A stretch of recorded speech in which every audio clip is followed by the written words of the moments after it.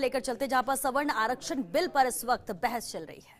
और प्रतिवेदन में बहुत सारी सुविधाएं सामान्य वर्ग के ऐसे लोग जो वर्तमान में आरक्षित प्रणाली के दायरे में नहीं आते हैं, उनको अनेक प्रकार की सुविधाएं देने का उस समय सुझाव दिया था, परंतु उन सुझावों पर भी अमल नहीं हुआ। मुझे इस बात को कहते हुए खुशी है कि देश के प्रधानमंत्री नरेंद्र मोदी जी ने उनके शासनकाल में उस प्रतिवेदन पर बहुत सारी सुविधाएं देने का निर्णय किया और आज हम सामान्य वर्ग के गरीब लोगों को, ईबीसी वर्ग के लोगों को पोस्ट मैट्रिक स्कॉलरशिप भी देते हैं। अगर वो विदेश जाकर के पढ़ने का प्रयास करते हैं या यहाँ एजुकेशन लोन लेते हैं तो उसका ब्याज हमारे मंत्रालय की ओर से देते हैं। और वो ऐसी श्रेणी के गरीब लोग हैं जो सामान्य वर्ग में आते हैं, वर्तमान में जो आरक्षण प्रणाली है उसके दायरे में नहीं आते ऐसे लोग हैं, उनको हमने ये सुविधाएं देने का प्रयास किया है, परंतु हमने ये महसूस किया कि इतना पर्याप्त नहीं है। मेरे समझ में नहीं आ रहा है, आपका जब मौका आएगा तब आप बिल पे बोलो, कोई मना थोड़ी है, अभी नहीं बोलोगे, अभी नहीं, इंट्रोडक्शन हो चुका है उसका, उस समय नहीं थे तो क्या करें। यस बैठिए, अभी कुछ नहीं, बीच में नहीं। यस मिनिस्टर, मुझे ये कहते हुए खुशी है कि इतना सब करने के बाद भी हमको ये लगा कि ये नगण्य प्रयास है, ऐतिहासिक निर्णय लेने की जरूरत है, ऐतिहासिक प्रयास करने की जरूरत है। इन सामान्य वर्ग के गरीब तबके के लोगों को भी सामाजिक समता और सामाजिक समरसता की दृष्टि से मुख्य धारा में लाने का प्रयास किया जाना चाहिए। प्रधानमंत्री जी जब बने थे तो उन्होंने कहा था उनकी सरकार गरीबों को समर्पित सरकार है, सबका साथ सबका विकास, जो कहा था वो किया और आगे कारगर कदम उठाने की दृष्टि से ये संविधान संशोधन बिल प्रस्तुत किया गया है। मैं ये निवेदन करना चाहता हूं, संविधान में जो आर्टिकल 15 है उसमें अभी 15(1), 15(2), 15(3), 15(4) और 15(5) तक है। वो जो प्रावधान है वो सामान्य वर्ग के गरीब लोगों को सुविधाएं देने का प्रावधान नहीं दर्शाते हैं, इसलिए आर्टिकल 15 में एक सब क्लास 6 जोड़ा गया है और उस सब क्लास 6 में जो प्रावधान किए गए हैं वो इस प्रकार है। इस अनुच्छेद या अनुच्छेद 19 के खंड 1 के उपखंड 6 या अनुच्छेद 29 के खंड 2 की कोई बात राज्य को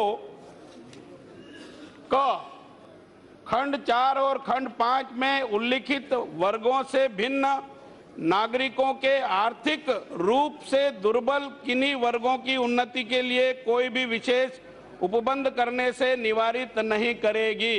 अर्थात राज्य सरकारों को और भारत सरकार को इस संबंध में कानून बनाने से नहीं रोका जा सकेगा। और इसके खंड ख में कहा गया है, खंड 4 और खंड 5 में उल्लिखित वर्गों से भिन्न नागरिकों के आर्थिक रूप से दुर्बल किन्हीं वर्गों की उन्नति के लिए कोई भी विशेष उपबंध करने से वहां निवारित नहीं करेगी। जहां तक ऐसे उपबंध ऐसी शैक्षणिक संस्थाओं में जिसके अंतर्गत अनुच्छेद 30 के खंड 1 में निर्दिष्ट अल्पसंख्यक शैक्षणिक संस्थाओं से भिन्न प्राइवेट शैक्षणिक संस्थाएं भी है, चाहे वे राज्य द्वारा सहायता पाने वाली है या सहायता न पाने वाली है, प्रवेश से संबंधित है, जो आरक्षण की दिशा में विद्यमान आरक्षण के अतिरिक्त तथा प्रत्येक प्रवर्ग में कुल स्थानों के अधिकतम 10% के अध्ययन होगा। अर्थात इन गरीब सामान्य वर्ग के लोगों को शैक्षणिक संस्थानों में इनके छात्र छात्राओं को पढ़ने के लिए 10% आरक्षण का प्रावधान इस संशोधन के बाद किया जाएगा। फिर आर्टिकल 16 में जो प्रावधान किए गए मैं पढ़ के सुनाना चाहूंगा। संविधान के अनुच्छेद 16 में खंड 5 के पश्चात निम्नलिखित खंड अंतःस्थापित किया जाएगा, अर्थात इस अनुच्छेद की कोई बात राज्य को खंड 4 में उल्लिखित वर्गों से भिन्न नागरिकों के आर्थिक रूप से दुर्बल किन्हीं वर्गों के पक्ष में नियुक्तियां और पदों के विद्यमान आरक्षण के अतिरिक्त तथा प्रत्येक प्रवर्ग में पदों के अधिकतम 10% के अद्यतन आरक्षण के लिए कोई भी उपबंध करने से निवारित नहीं करेगी। अर्थात भारत सरकार की सेवाओं में और राज्य सरकार की सेवाओं में 10% आरक्षण देने का प्रावधान करने का अधिकार भारत सरकार को, राज्य सरकारों को भी होगा। और इसका स्पष्टीकरण भी मैं निवेदन करना चाहूंगा। इस अनुच्छेद और अनुच्छेद 16 के प्रयोजनों के लिए, इस अनुच्छेद से आशय 15 का है और अनुच्छेद 16 के प्रयोजनों के लिए आर्थिक रूप से दुर्बल वर्ग वे होंगे जो राज्य द्वारा कुटुंब की आय और आर्थिक लाभ के अन्य सूचकों के आधार पर समय समय पर अधिसूचित की जाएगी। अर्थात गरीबी रेखा या गरीब तबका कौन होगा, इसके लिए समय समय पर राज्य सरकारें जो दिशा निर्देश देती है उसके अनुपालन के अनुसार ये सब होगा। मैं स्पष्ट भी करना चाहता हूं कि वर्तमान में जो SC, ST और OBC को आरक्षण व्यवस्था है 49.5%, उसको छेड़े बिना, उसमें किसी प्रकार की कोई छेड़छाड़ किए बिना अतिरिक्त 10% आरक्षण का प्रावधान शिक्षण संस्थाओं में और सेवाओं में दिया जाएगा। और ये आरक्षण का प्रावधान ऐसे वर्गों के लिए है, चाहे वो किसी भी धर्मावलंबी के हों, जो वर्तमान में SC, ST, OBC की आरक्षण व्यवस्था से बाहर हैं, अर्थात आज की तारीख में वो अनारक्षित वर्ग में माने जाते हैं। ऐसे सब लोगों को मिलेगा। उसमें ब्राह्मण भी है, ठाकुर भी है, बनिया भी है और अन्य प्रकार की ऐसी जातियां हैं जो SC, ST, OBC में नहीं आती है। उसमें पटेल भी है, जाट भी है, गुजर भी है, आंजना भी है, सोंदिया भी है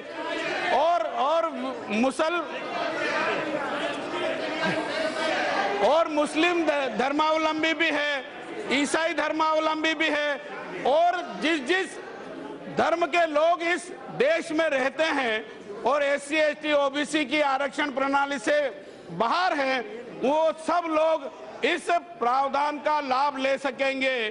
और मैं एक निवेदन और करना चाहता हूं, पहले इस प्रकार के जब प्रयास ये हुए तो माननीय उच्चतम न्यायालय ने उन निर्णयों को निरस्त कर दिया। वो केवल इसलिए कर दिया था कि संविधान में प्रावधान नहीं होने के बाद भी इस प्रकार के प्रयास किए गए थे जो सफल नहीं हुए।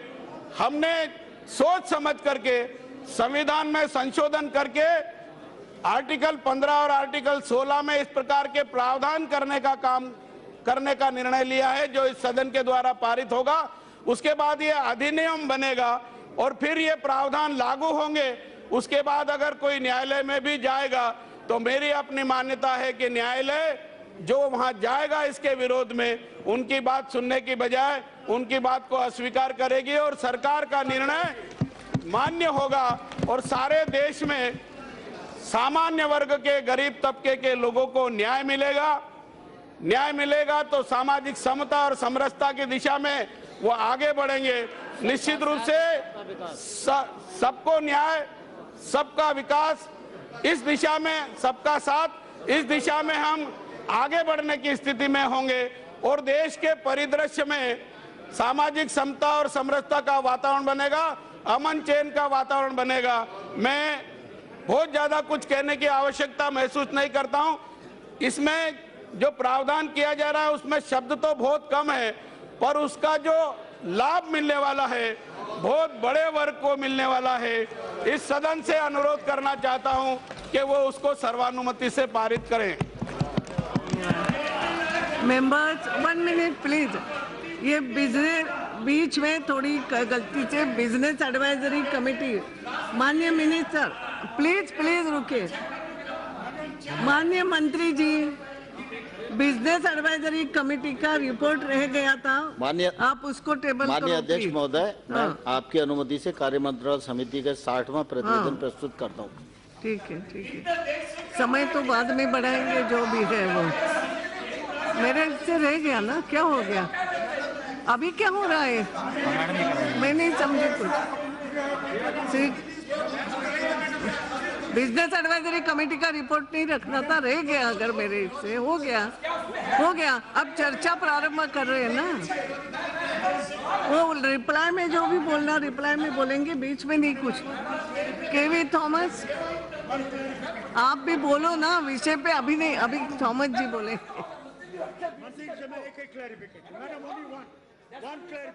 No, you can have afterwards. Only one clarification. Oh, I want to ask the minister. Lok Sabha में सवर्ण आरक्षण पर इस वक्त बहस जारी है। चलिए बढ़ते आगे।